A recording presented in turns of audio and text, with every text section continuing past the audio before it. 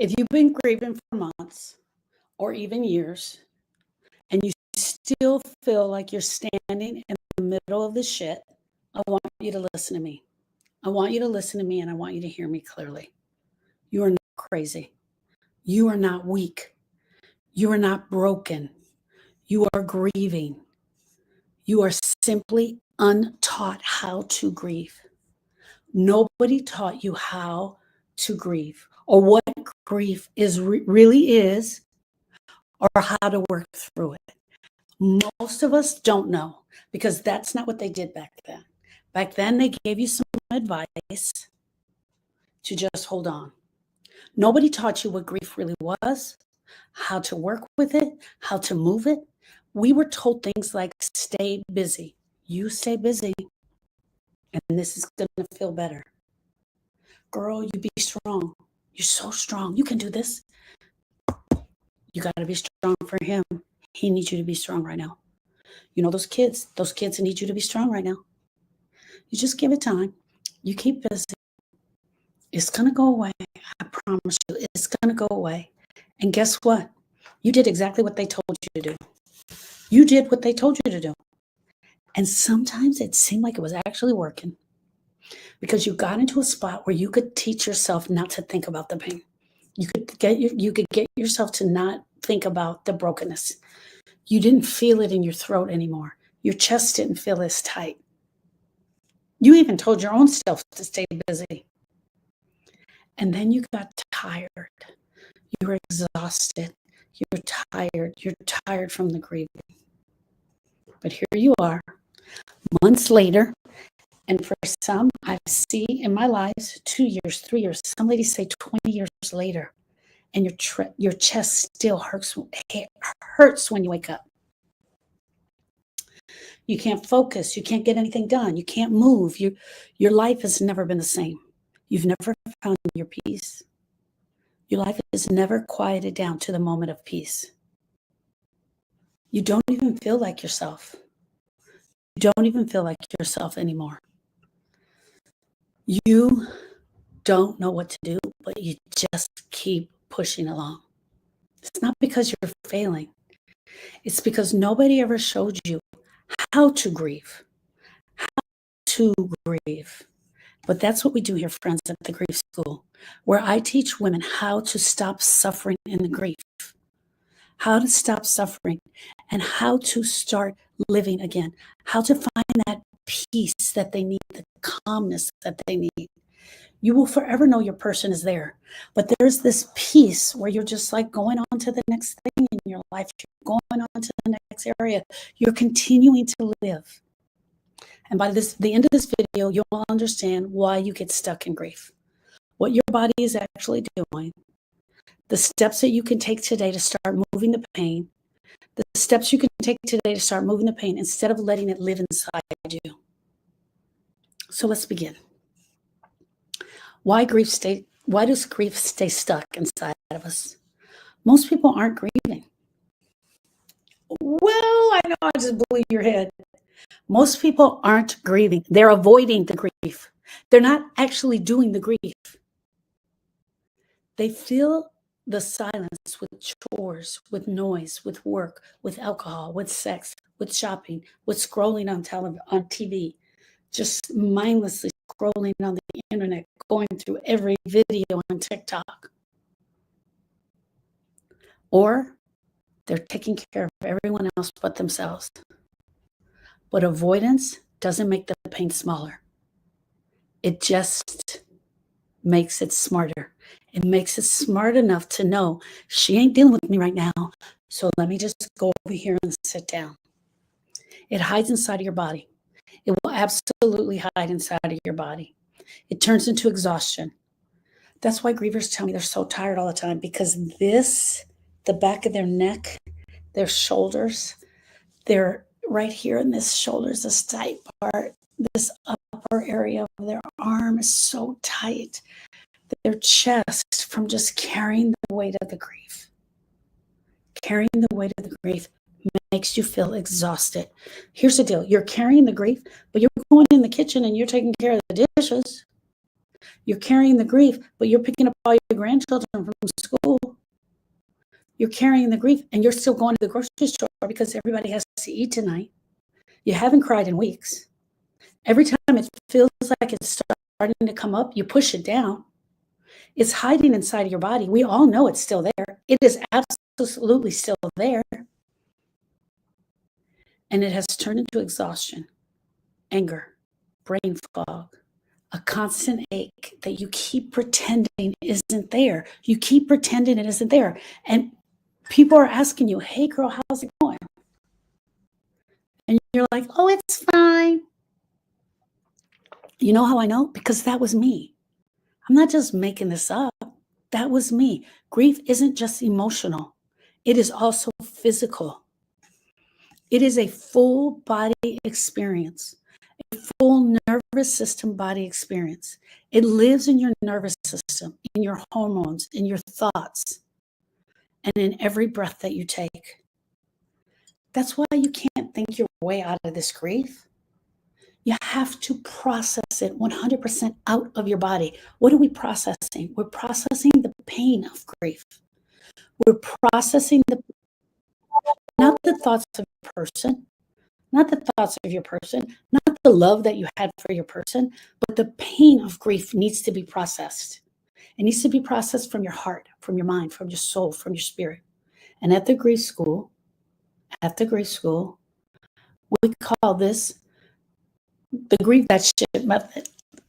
That's the method. And it's 4 parts. It's where you learn that you have to talk. Okay.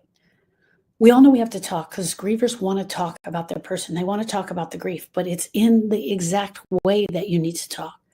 You need to talk to somebody who's willing to listen, ready, willing, and able to listen, who will really listen with their heart and with their ears, not giving advice of things that you don't need.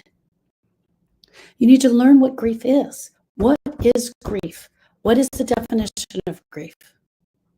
What purpose does grief serve? Why is it keeping me why am I stuck in here? Why is it taking me so long? We need to learn. And then we need to lean in. We need to lean into this pain. We need to be ready, willing, and able to lean into the pain to get it to move.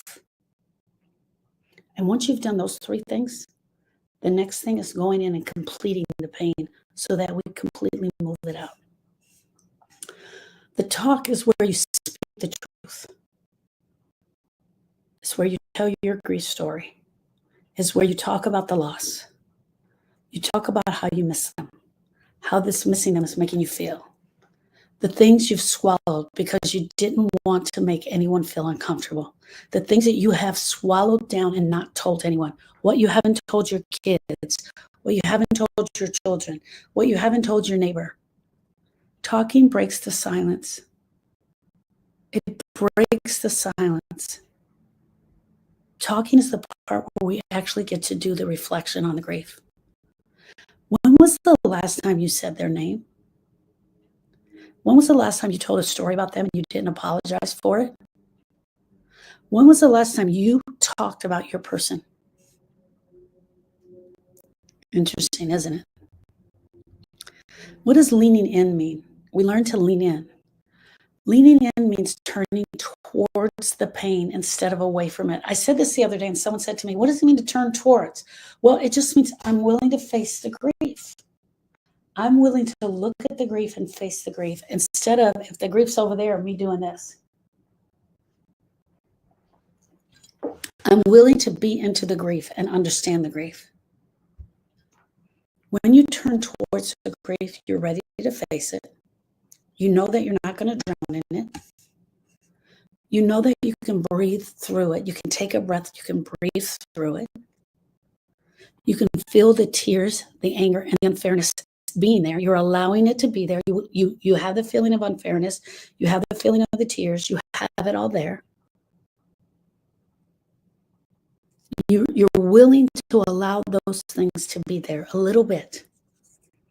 It's the step most people skip because it's messy, because it's ugly, because it's painful, because we don't know what to do with it, because nobody told us, hey, girl, you got to sit in this shit for a little while. But the only way out is through. The only way out is through, and the only way through is right through the center of it, right through the center of the pain. What are you doing right now? And that's causing you to avoid the pain. What are you doing right now to avoid the pain? What are you doing right now? Are you being busy? Have you been going nonstop? Every time you feel the pain, do you ignore it? Have you not said his name anymore? Are you not talking about him? Who are you talking to about the grief? Do you come home and cry every day? Are you crying in your car every day? Are you crying in your car every day, but you haven't told anyone in your family that you feel in so much pain? It's a good question. When we start to learn about the grief, we start understanding what's happening in our body, why this pain hurts so much. Grief isn't the enemy. Grief isn't the enemy. It's the alarm system that goes off when love has nowhere to go. Grief is the alarm system that goes off in your body when your love has nowhere to go. We need to learn how emotions move through our body, how to calm our nervous system, how to replace the chaos with awareness. What do we need to be aware of? What do we need to talk about? What do I need to be aware of in this grief? What is the definition of grief? What purpose does grief serve? How come I don't know what purpose grief serves? How come no one's ever talked to me about grief before? That one's always crazy to me. I tell this story all the time, but I honestly thought somebody was going to show up for me to help me teach Erica how to do this.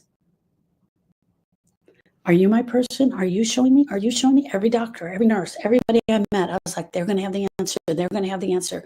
We become these children that are just looking for the answer, for someone to guide us. And there was nobody there. They were not coming. They didn't come. So I became the person that I needed. And my hopes is that I've showed up at the right time on your grief healing journey where I can help you. What has grief taught you about what truly matters in your life? What has it taught you about you? What is grief continuing to teach you to this day? Very interesting. Very interesting. Once we've done those three things, which can take as much time as it needs, that's where the time comes in. When we talk, when we lean in, when we come together and we learn, then it is time for us to do the final step, which is complete.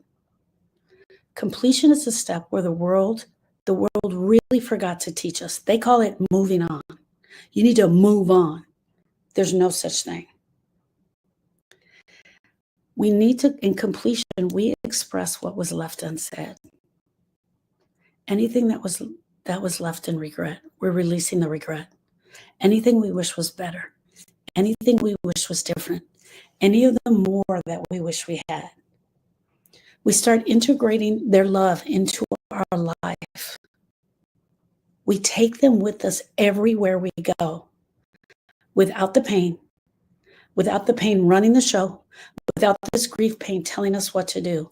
We gently and slowly look at our relationship and we complete the pain, the loneliness, the isolation. We gently look at all of that.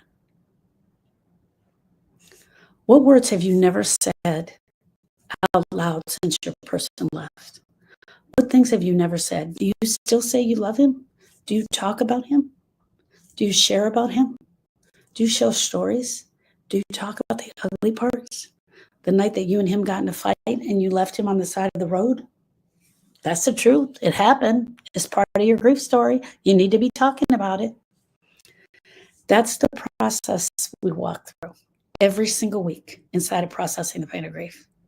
Not just theory. We absolutely put it to practice. We talk it out. We lean into it as a group of women who are grieving. We learn from what others are saying in the group as well as ourselves. And we complete what grief has left unfinished. We start working towards completion of what grief has left unfinished. Now let's look at why it works. Your brain has stored the emotional pain just like the physical pain. And when you ignore it, your body keeps sounding the alarm day in and day out. But you're not talking about the alarm. You're not sharing the alarm with anybody. You didn't even know probably that's what's happening. When you finally allow yourself to feel, to cry, to breathe, and to name it, the alarm quiets down. The tears start to slow. The pain starts to slow. And that's what processing it actually means. It's getting it to slow down. But how do you do that? That's what I teach in the class. That's 100% of what I teach in the class. Let me show you what this looks like. After losing her son, Donovan, my sister Erica lost Donovan. She was sitting on the couch. She was literally sitting on the couch. I told this story the other day, and every time I think about this, it breaks my heart. She was literally sitting on the couch. She wasn't functioning. She was not functioning. And this is where processing the pain of grief came about, because I misinterpreted this thing. Hear me out. It was 3 weeks. I came to Texas after Donovan died. I was here for 3 weeks. We did the funeral. We did all the things, and I was leaving. I was leaving to go back to California.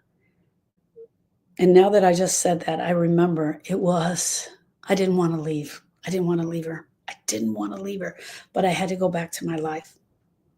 My husband and my children were waiting for me. I went back to California, and every day I would call her, because that's what we did when Austin died. And I had a thought, we already know what to do, because Austin had already died. We had been through the death of Austin. We did the grief work, and we were teaching grievers what to do. And in my mind, I thought we already know what to do. Guess what her thought was? I'm not doing that. She never shared that with me, but that was her thought. I'm not doing that. And how dare you come and take another one? And she was mad, and she was angry, and I miscalculated the anger. I didn't have a space for the anger, and I'll tell you why. Because the anger didn't show up with Austin. It didn't show up with Austin, so I wasn't expecting it. Did I know about anger? Absolutely. I saw grievers with anger all the time. But I just, in my mind, thought we were going to do the same thing. And that's not what happened. Donovan died in July.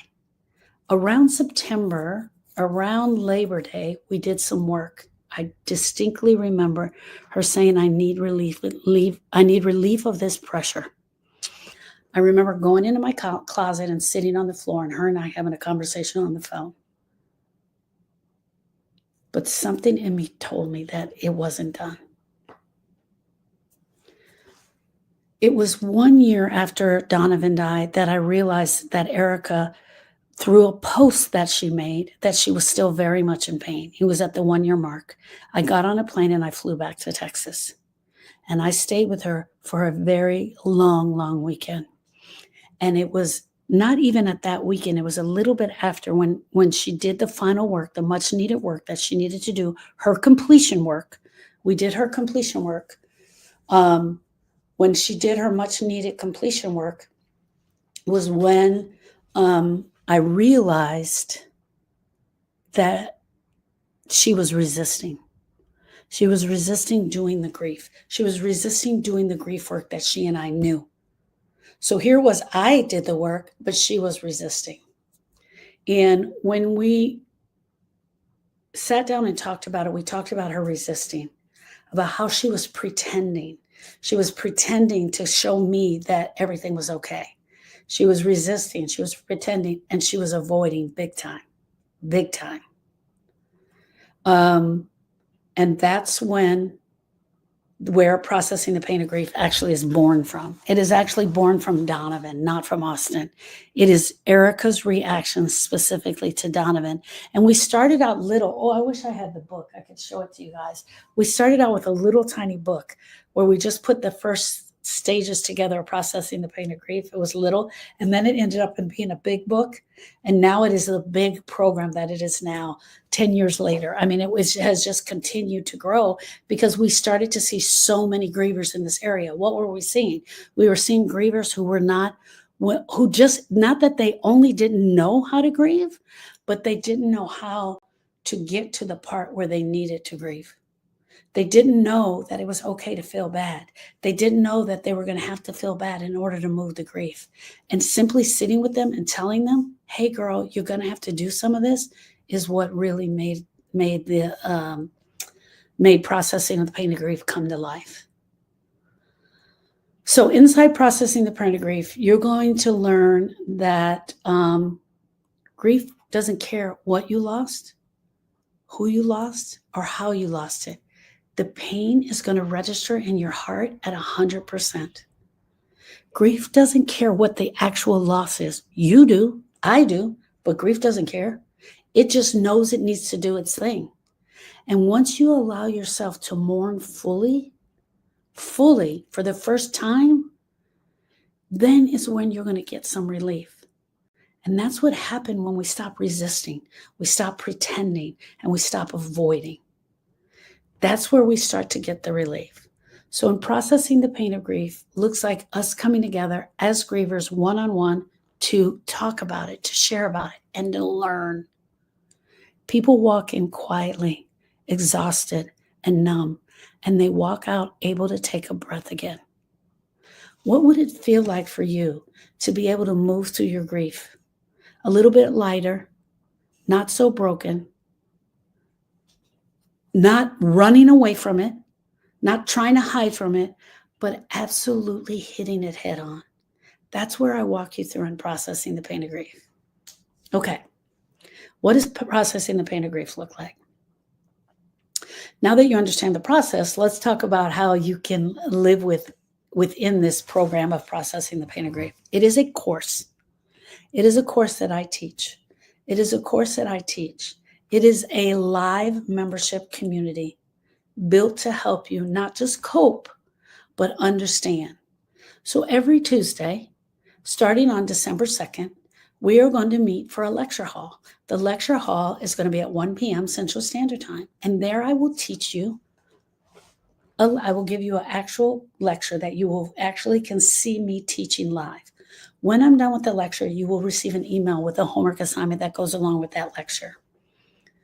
Thursday, inside the grief room, inside the grief classroom at 2:30 p.m., I want you to allow 2 hours, depending on what we need, but I'm allowing 2 hours. We will open up for grief sharing, coaching, supporting, and going over the homework. Any monthly webinars that I'm doing, you're going to have free access to that. Any ebooks that I'm doing are going to be in the book library. You can download them from there. We're going to take a deep dive into anger, into guilt, into the holidays, what are you doing, special days, what's going to happen on those special days. What is the truth about grief? Here's what I love about processing the pain of grief. I have 4 books already picked out for us to read over the year of being in processing the pain of grief. And we're going to go through the books. Grieve that shit. It's okay not to be okay. The grieving body and the grieving brain. I already have them picked out, and we're going to do them as a group. You can get a discount on any one-on-one sessions you need. It is a private community. It is safe. It is supportive, and it is judgment-free. Okay, so all of that month, 1 month of processing the pain of grief is $98 a month. You're going to get all of that for $98 a month. Amazing, amazing. You're going to get 3 hours with me a week, 12 hours a month. And my hourly rate right now is $145 an hour. And you're going to get 12 hours a month for that. But I'm grandfathering in because this is new, and I'm offering a founder's fee of $57. And I promise you on December 31st, it's going back to $98. There's no contract. You can cancel at any time. And I want you, if you haven't felt a shift in 30 days, in 4 weeks, if you haven't felt a shift, I want you to reach out to me. You are not buying content. I'm not selling you content. I'm not selling you a book. You are buying your peace back. This is you trying to get yourself to do the exercise and get the peace back that you deserve, guided by me. All right. So click the link that says click here for hope, and there you can enroll. Join at the founders rate now, because I promise you it's going to go up. So let me leave you with this. You can sit and wait for time to fix it, or you can learn how to heal it. Grief won't end by accident. You're not going to stumble upon it. But healing happens when you decide to face the grief head on purpose, and go after it with a group of others who are doing the same thing. Don't spend another year just surviving. Don't spend another year just surviving. Process your grief. Learn how to process your grief. Together, we're going to talk it out. I'm going to teach you how to lean into it. I'm going to teach you how to get prepared for it. Learn from this. And then we can talk about what it means to really complete. Where will you go to complete? How do you move on to that? Okay, friends, I'll see you inside the grief school, where you and I together are going to talk about processing the pain of grief. Thank you, my friends.